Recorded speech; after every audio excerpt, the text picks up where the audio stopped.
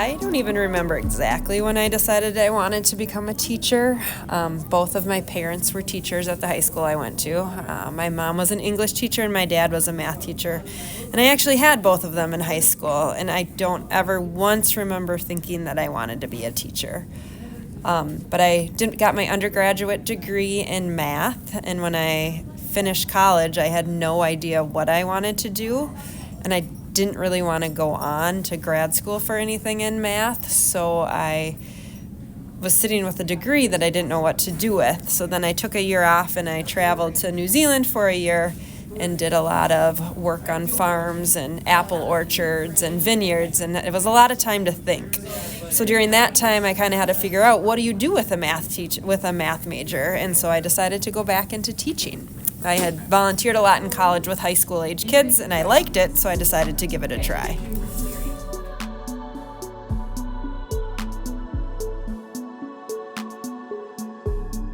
Student teaching, I got a long-term sub job, and I was super nervous because my student teaching was on just a regular schedule like we have here at St. Louis Park, and my long-term sub job was on a block schedule, and I had no training at all how to teach on a block schedule. So I remember I did the lesson, and then we had all this time left because I wasn't used to teaching, so then we ended up playing games the rest of the hour.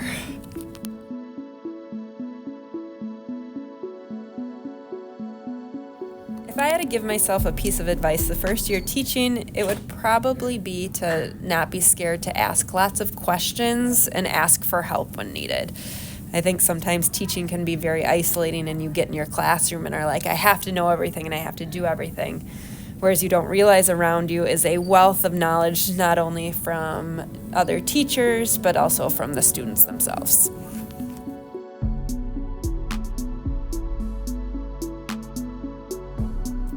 I can't think of a specific time when I feel hopeful, but every year when teaching, you have some amazing conversations with students that just make you really excited for what they're going to do and how they're going to change the world. So I can't think of a specific time, but you always have conversations with students that make you really excited about what they're going to do and what they're going to do for the world.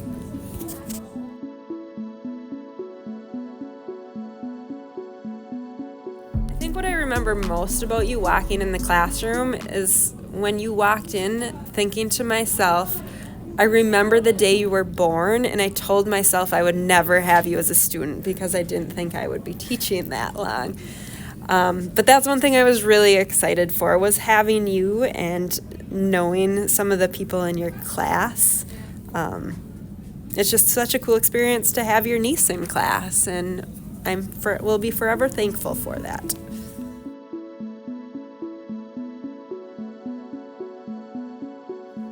I hope to be remembered by students as somebody who challenged them, but also helped them along the way.